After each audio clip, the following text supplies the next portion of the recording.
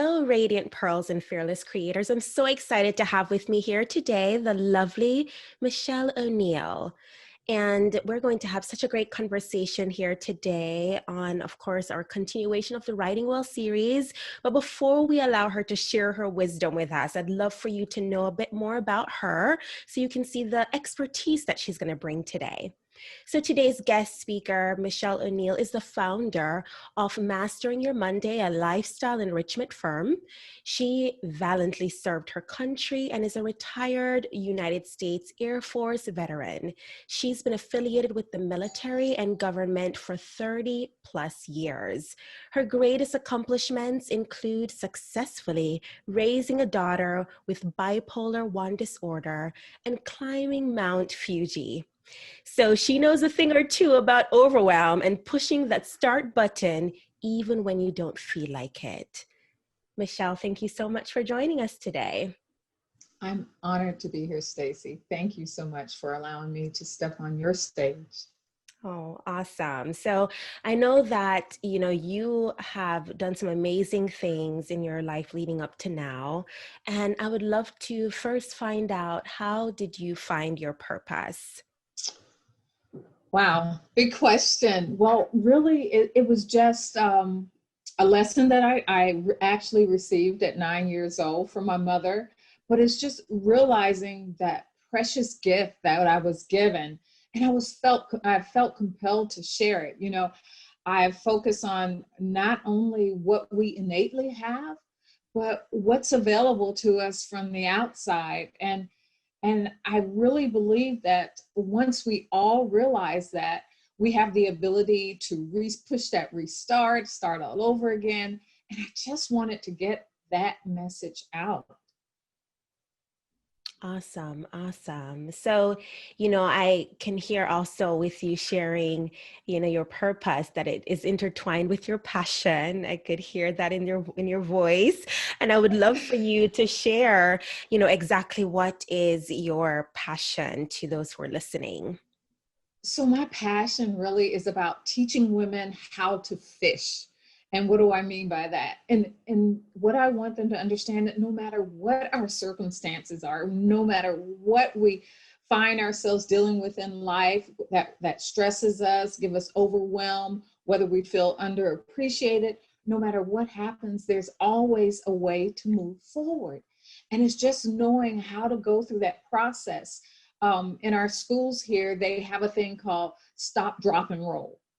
And a lot of people, what it does is it teaches you the instinctive thing to do when there's a fire. You stop in your tracks, you drop to the floor, and then you roll to get away from the fire. But this is the same thing I want us as women to understand, is if we go through this particular process, which for me is the MAT process, if we think through it, no matter what the situation is, there's always a solution. And a lot of times the thing that stops us in our track is because we can't see the solution. Wow. So yes, you bring up a very interesting point, knowing that there is a solution that you can see, with the business, and you having been, a writer, an author, and incorporating all of that you do in your life's purpose and mission. How do you go about planning for that radiant life that you love, being a fearless creator, I'd like to say. And you can take us through that journey in terms of whether you have a weekly routine or a daily or monthly. What does that look like? That's what Mastering Your Monday, that's how that came about. Okay. Monday is the beginning of the week. And I truly believe if you start, the way you start your Monday is the way that you set yourself up for the rest of the week. Monday is your new beginning, your do-over, your start all over again. And so many times we look at it as drudgery.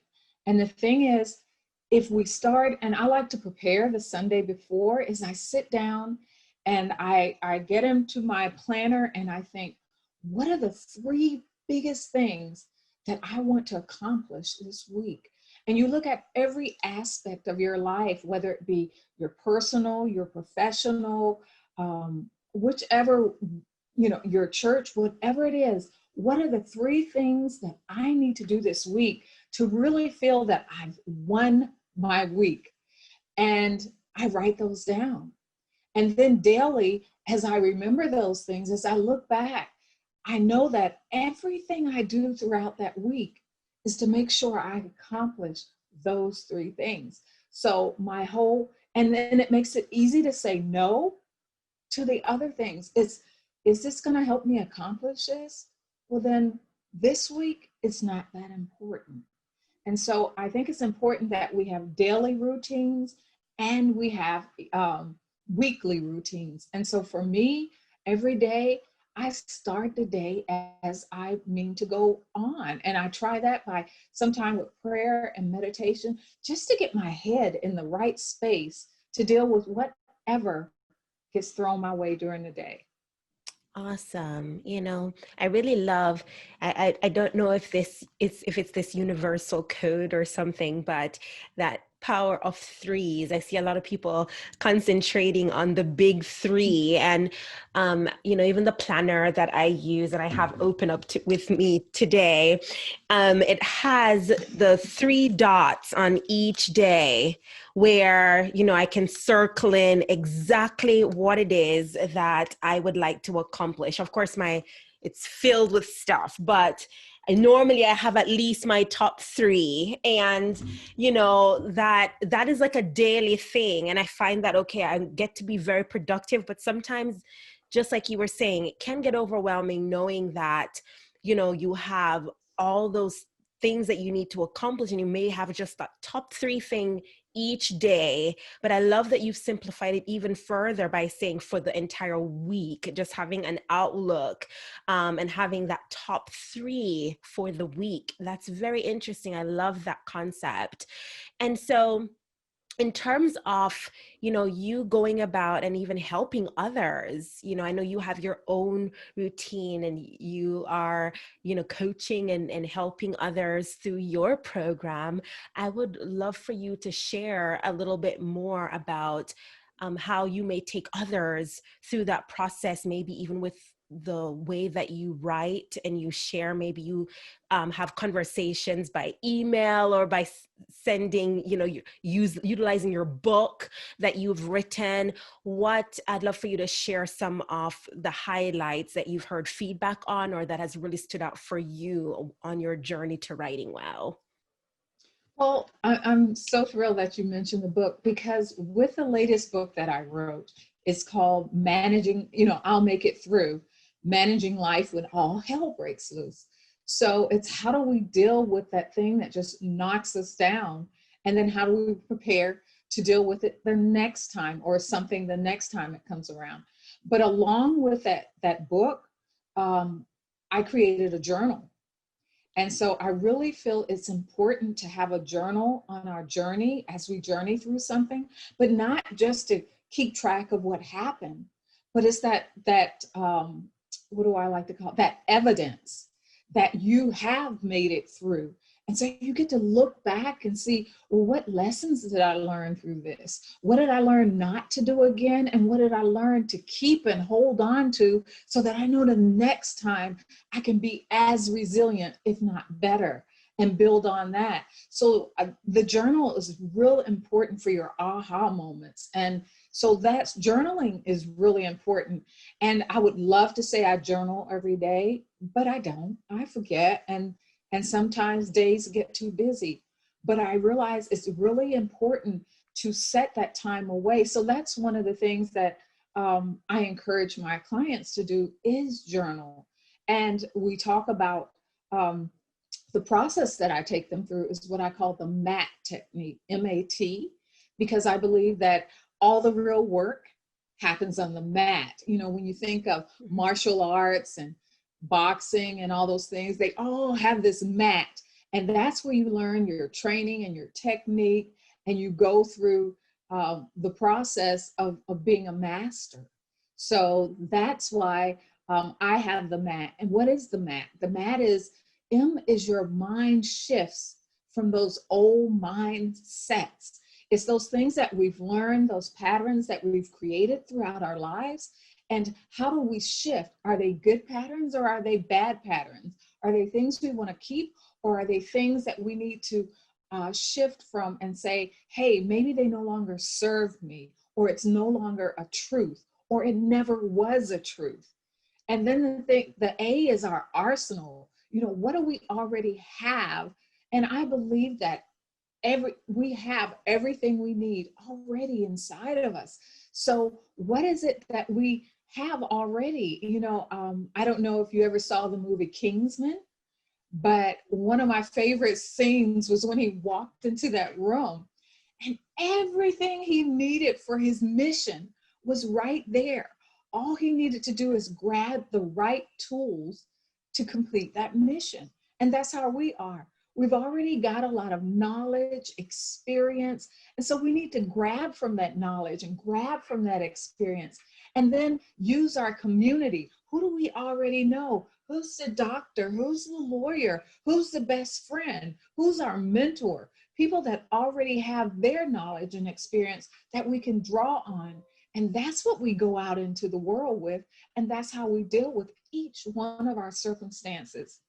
And then finally, the techniques and tools. What techniques and tools, after we've looked at our arsenal and looked around, what is it that we find or think we're still missing? What piece of knowledge, what technique are we missing? And how do we learn it? How do we do the things we need to do to grab that and put that in our arsenal too? Beautiful. Oh, you're preaching, sister. I love that. As you were breaking that down, I can see, of course, those who are just listening and they're not watching on our YouTube channel or on the Facebook Live, they are not seeing all the emotions, the passion. They can see that you're a natural born speaker, a motivational speaker. I love that. So you pointing out, even while you were sharing, all the tools, the techniques, what you need to have ready. And I love that visual from the movie as well, all that you need for that mission, right? But even when you pointed out mentorship, I can tell one of the biggest components of really going through a coaching program, you're just really compensating someone for their time and investing in you beyond sometimes what you would have in a traditional maybe mentorship that is voluntarily done because you commit your life to the cause of mentoring and equipping and giving more resources and individualized attention. And so it's that exchange that takes place there. But it's interesting because it could really be one and the same, right? And I'd love to know what role mentorship and maybe even coaching has played directly in your life and on your writing well journey. I'd love to know. Well, let me start out by saying I have two coaches. Okay. And they have not been my only, but they've been the last two that I've been with over the last few years. So a lot of people say, how long do you keep a coach? It's different for each person, and it's different depending on your journey and what you're trying to learn. But there are two things that I really want to bring out here. And the first thing is, I'm one who I'm highly driven, type A. And if I can find a way to get there faster and less painful, I'm all for it. So that's why I have a coach. I don't want to take all the years of experience that they've already put in. That's why I hire them, because they put in the work. So now they can give me the cliff notes. I just want the cliff notes so I can get through this. Tell me the quick way to do it. Just tell me, do it, and I'll do it. So that's the purpose of a coach, to help you get there faster. We can wallow in our pain forever, or we can hurry up and put the Baxitration and the cover over it and get there a lot faster. And that's what I say. And the second thing was, I really realized this week, believe it or not, is I started thinking of how important. Someone asked me, how important or how long does someone stay in your program, or once they're in your program and they get the process, are they done? And I said, that's absolutely up to that person. and how well they want to master the process. It's kind of like fishing. When you go fishing and someone teaches you how to fish, yeah, they teach you to put your pole in the water and to put something on the end of it and catch this fish. And that's great. Now you know you can catch a fish and you can eat for the rest of your life.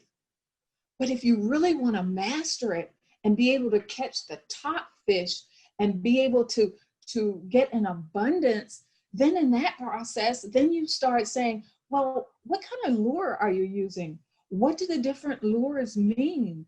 And why is this one better than the other? And I noticed that you cast your reel a little differently. And I noticed different fish, you pull a little different.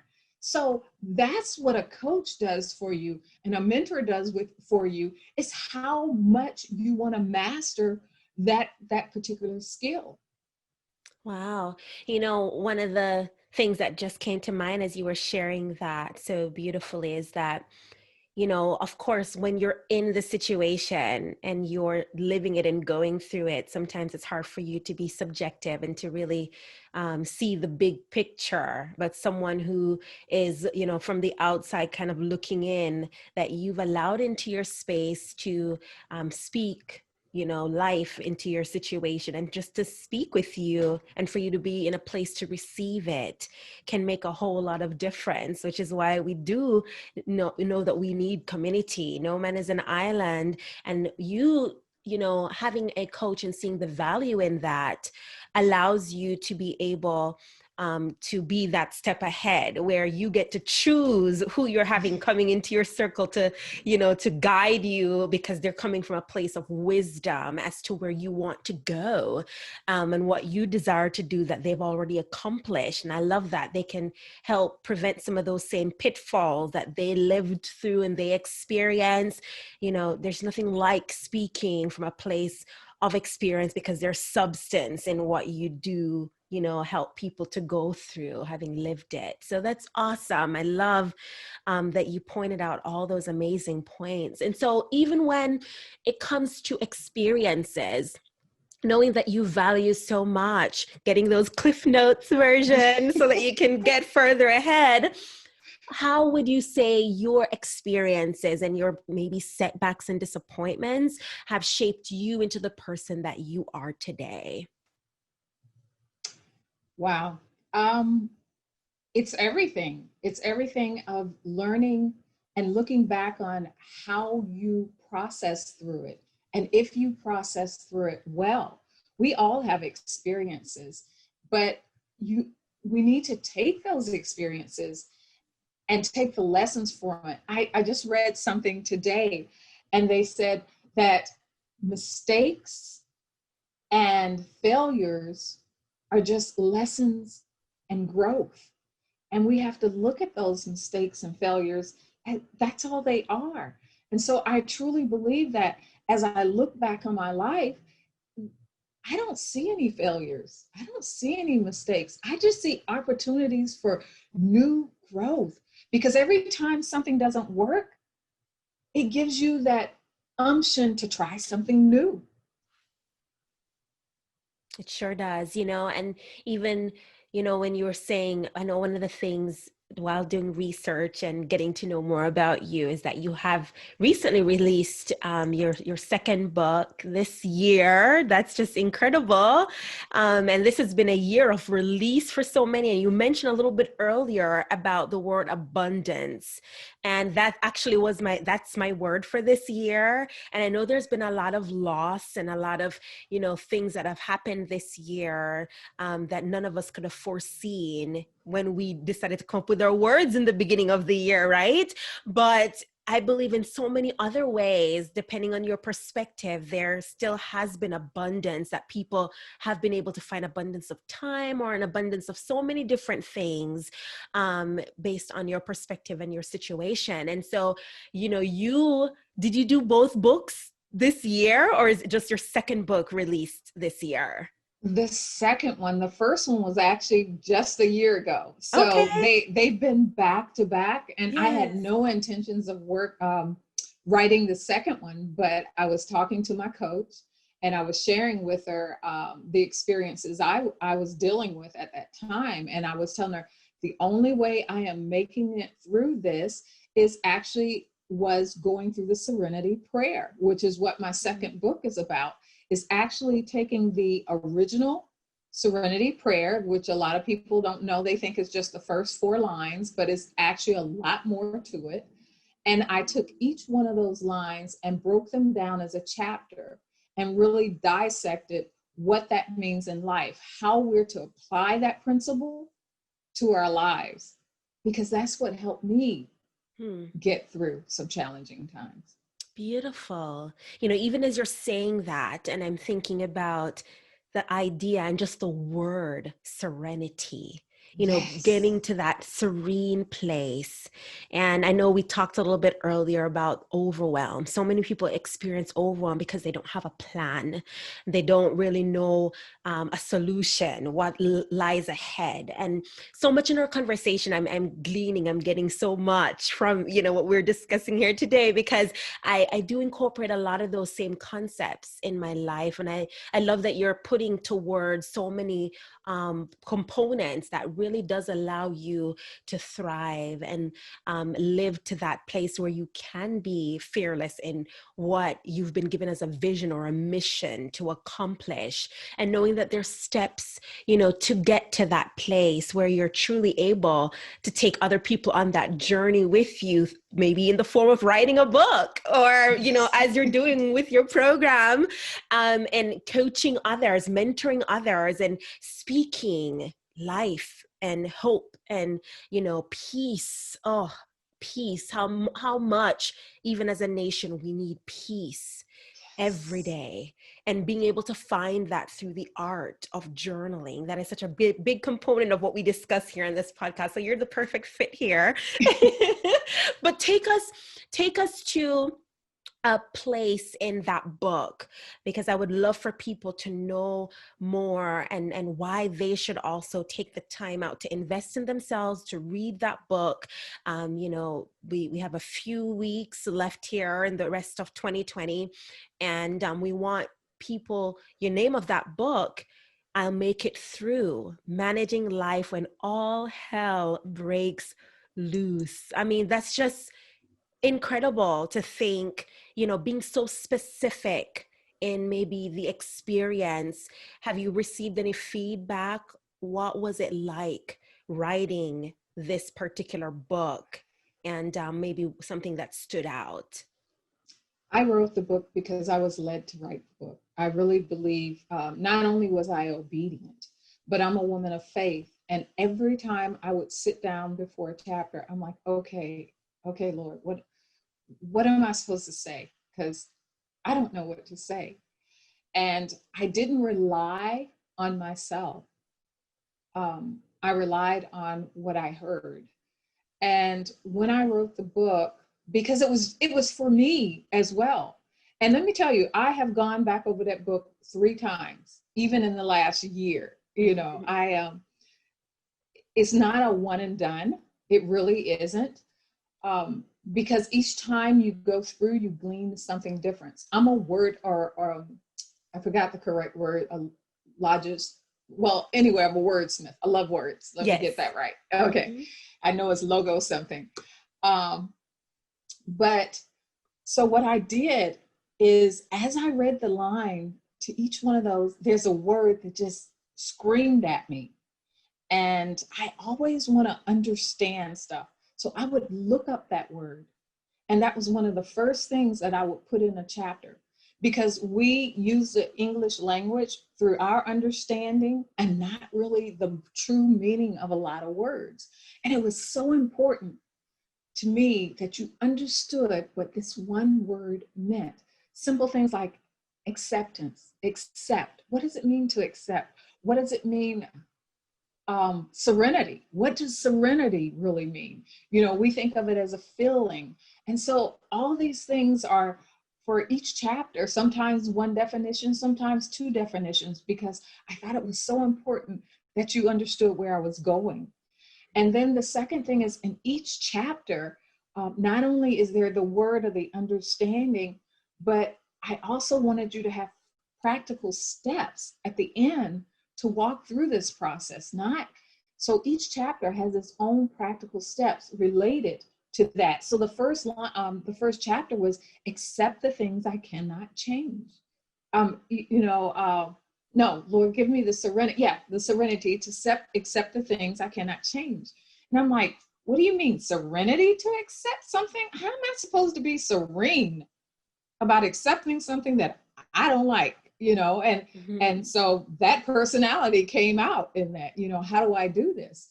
And I just want to touch on the fact that each one of the people that got back to me when they were reading the books, different chapters touched them in different ways. It's all about where are you in your journey, right? And where are you willing to listen? Sometimes we're different places in our journey, but we're not ready to listen at that particular space. But there is a space that we are willing to listen. And so each one of the people would tell me exactly what chapter touched them. And a lot of them were using it as their meditation in the morning. They were reading through it. And one of the things I heard is it's an easy read, but it's a deep read. So that's one of the things. So that's what I did is each chapter, I broke down that line, accept the things I cannot change. And then the second one is, and have the courage to change the things I can. So I really wanted to look at courage. What is courage? Does that mean I have no fear? Absolutely not. That's that you move forward in the face of fear. Right. That you step out fiercely as the woman that you are, but also resting in the fact that, God's got your back. Right. Oh, I love that you brought that up. On my wall over to the left here, in some pictures people see it, but one of the words that really stand out is brave. And, just like you were saying, courage. And, the definition is sometimes people define things, just like you were saying, based on what it is that they're ready to receive and how they're experiencing things. We ascribe meaning, based on our viewpoint a lot of times. But if we are able to truly go line by line, like you were saying, even when it comes to the word, we take people who do that in-depth study and how you can glean something different each time based on what you are living. Sometimes, of course, you look at the context, but you apply application, meaning, all of that. And that is what is so beautiful about being a wordsmith. You are, in essence, being a reflection of the master creator. And when you take the time out to use your words and using your words to impact others, and it's such a beautiful thing, because even when you mentioned that word, another word that came to mind, because I like to think I'm a wordsmith as well, all authors to some degree will have to operate in that way. And fearless, that's one of the reasons why we have that fearless program, just thinking how you described it. Just knowing that, yes, you're going to have that fear, you're going to have that doubt, but you're going to push past that and move beyond. And that is where that courage that you mentioned is going to really be that force, and other people are going to grab a hold of. They're like, what? Where is this coming from? It's not because I didn't have any fears, because I pushed past it, and it's not on my own. Like, I have the help and the guidance with the mentors that God has placed in my life, with the coaches I've surrounded myself with, and then the master one that I consult through prayer, And so all of that allows you to get to that place. It's just such a beautiful thing. And I'd love for people, because you've already shared so much wisdom here today, it's just been so delightful.